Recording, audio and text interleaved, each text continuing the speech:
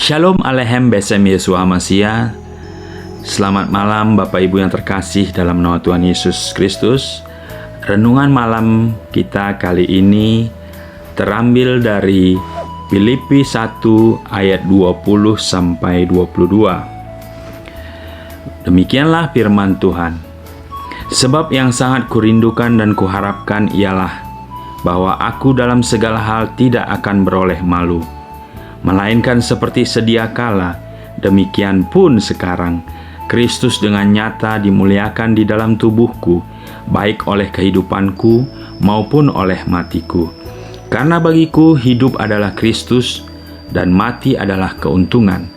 Tetapi jika aku harus hidup di dunia ini, itu berarti aku bekerja memberi buah. Jadi mana yang harus aku pilih? Aku tidak tahu. Dari firman Tuhan ini, maka renungan kita, saya beri topik 3 prioritas hidup orang percaya. Bapak Ibu yang terkasih dalam nama Tuhan Yesus, sebagai orang yang sudah lahir baru, dikala kita mengatakan bahwa Yesus adalah Tuhan dan Juru Selamat di dalam hidup kita, maka dalam sepanjang kehidupan kita dalam mengerjakan keselamatan, harus ada prioritas hidup yang harus kita pilih agar kehidupan kita bermakna dan maksimal adanya. Jadi, kita harus memiliki prioritas hidup. Oleh karenanya, sebagai orang percaya, kita memiliki prioritas dalam hidup sehingga kita tahu mana yang lebih dahulu harus didahulukan.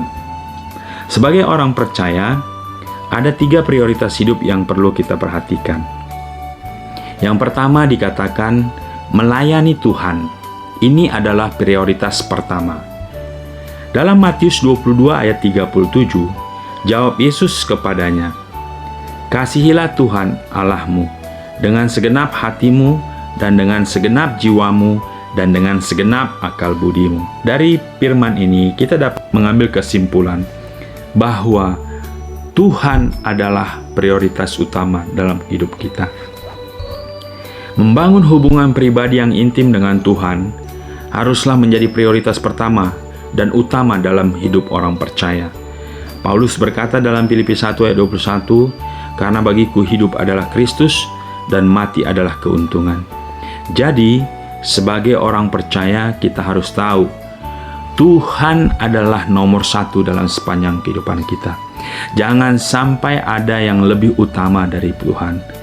Karena ketika ada yang lebih utama daripada Tuhan, berarti kita menomorduakan Tuhan, dan itu adalah hal yang tidak benar. Karena Tuhanlah yang harus menjadi prioritas pertama dalam hidup kita. Nah, yang kedua, apa yang menjadi prioritas hidup orang percaya? Dikatakan melayani keluarga.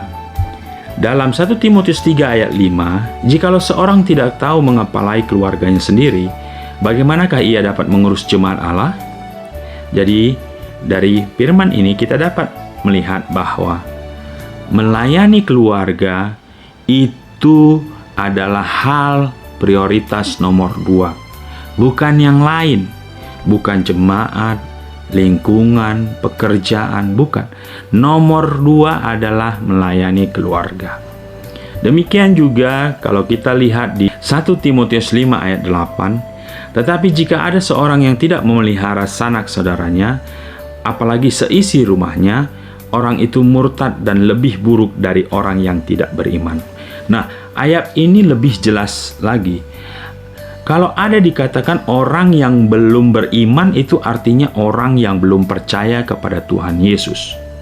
Nah, kalau orang murtad itu artinya orang yang percaya kepada Tuhan Yesus lalu berbalik 180 derajat menjadi orang tidak percaya.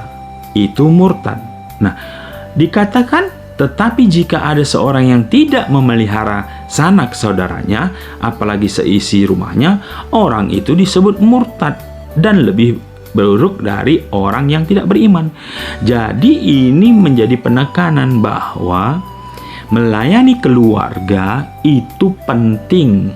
Bahkan Tuhan mengatakan, firman Tuhan mengatakan, orang yang tidak memelihara seisi rumahnya ke sanak saudaranya, orang itu murtad dan lebih buruk dari orang yang tidak beriman. Jadi jelas di sini melayani keluarga merupakan hal yang sangat penting di mata Tuhan. Orang percaya yang tidak memperdulikan keluarganya lebih buruk dari orang yang tidak percaya atau orang murtad. Jadi ini harus kita pahami. Nah, yang ketiga, apa yang menjadi prioritas orang percaya? Dikatakan melayani pekerjaan Tuhan. Jadi melayani pekerjaan Tuhan itu nomor 3. Efesus 6 ayat 8-9 dikatakan, kamu tahu bahwa setiap orang, baik hamba maupun orang merdeka, kalau ia telah berbuat sesuatu yang baik, ia akan menerima balasannya dari Tuhan. Dan kamu tuan-tuan, perbuatlah demikian juga terhadap mereka, dan jauhkanlah ancaman.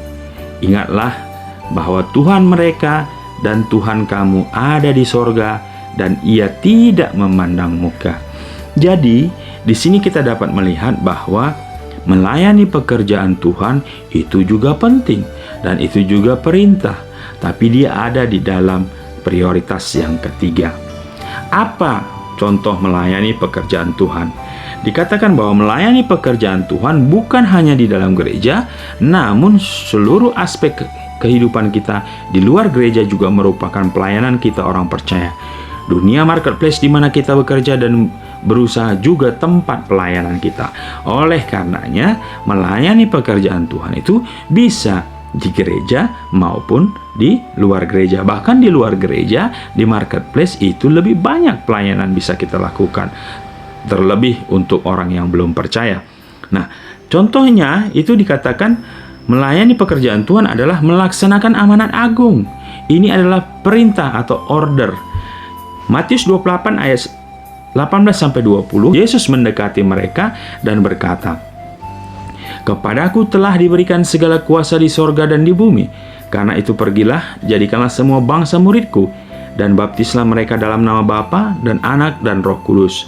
Dan ajarlah mereka melakukan segala sesuatu yang telah kuperintahkan kepadamu, dan ketahuilah aku menyertai kamu senantiasa sampai kepada akhir zaman. Jadi jelas, melaksanakan amanat agung, memberitakan firman Tuhan kepada orang-orang yang belum mengenal firman Tuhan, itu adalah perintah dan itu bagian dari melayani pekerjaan Tuhan. Nah, yang kedua, apa melayani pekerjaan Tuhan? Yaitu menjadi saksi Kristus. Ini jelas dalam Matius 10 ayat 7-8, pergilah dan beritakanlah kerajaan sorga sudah dekat. Sembuhkanlah orang sakit, bangkitkanlah orang mati, tahirkanlah orang kusta, usirlah setan-setan. Kamu telah memperolehnya dengan cuma-cuma, karena itu berikanlah pula dengan cuma-cuma. Jadi jelas di sini kita dituntut untuk menjadi saksi.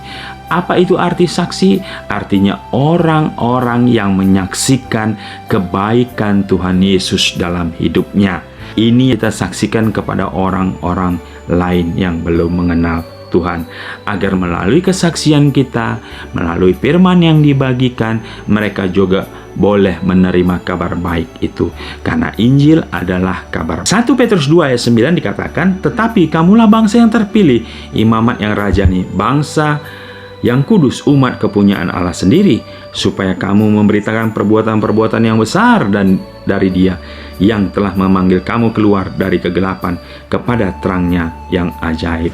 Jadi kita ini adalah bangsa terpilih, imam yang rajani, bangsa yang kudus, umat kepunyaan Allah sendiri, supaya kita memberitakan perbuatan-perbuatan besar dari Tuhan Yesus, ya, yang sudah Tuhan Yesus lakukan, yang kita alami, supaya apa? Kita membawa terang itu kepada orang-orang yang sampai saat ini masih ada di dalam kegelapan, supaya mereka juga berpindah dari kegelapan kepada terangnya yang ajaib. Yang ketiga dikatakan bertanggung jawab atas talenta dan karunia.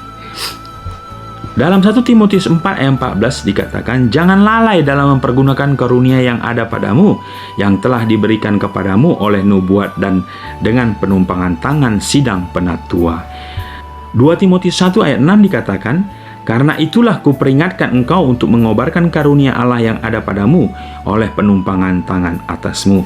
Jadi jelas bahwa setiap orang pasti memiliki talenta, dan setiap orang pasti minimal memiliki karunia.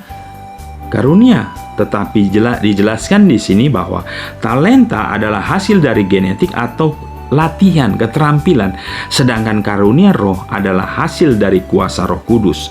Talenta dapat dimiliki oleh siapa saja, Kristen atau bukan Kristen, sedangkan karunia roh hanya dimiliki oleh orang-orang pengikut Kristus yang diurapi.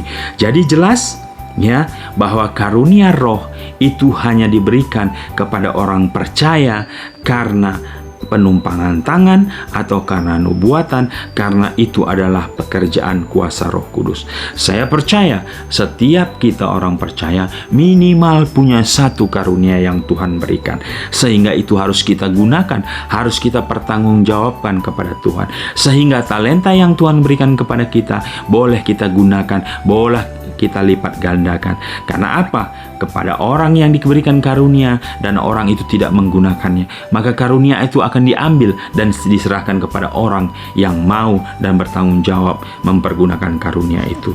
Oleh karena itu Bapak Ibu yang terkasih, saya tidak tahu karunia apa yang Bapak Ibu miliki yang Tuhan berikan saat ini, tapi pastikan engkau mempergunakan karunia itu untuk melakukan pekerjaan Tuhan, untuk melayani pekerjaan Tuhan. Lipat gandakan karunia itu. Dari renungan ini kita dapat melihat bahwa ada 3 prioritas hidup orang percaya, yaitu melayani Tuhan, kedua melayani keluarga, yang ketiga melayani pekerjaan Tuhan, di mana hal ini terdiri dari 3: melaksanakan amanat agung, menjadi saksi Kristus, dan bertanggung jawab atas talenta dan karunia yang Tuhan berikan kepada kita.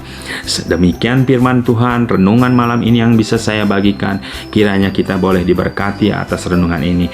Jangan lupa Bapak Ibu like dan subscribe channel Juginsu Broadcast. Bagikan kepada banyak orang yang belum mengenal firman Tuhan, sehingga mereka boleh juga dimenangkan. Saya percaya jika Bapak Ibu membagi link ini, membantu perkembangan link ini, maka Bapak Ibu juga ikut serta mengabarkan kabar baik itu. Terima kasih Bapak Ibu, Tuhan Yesus memberkati.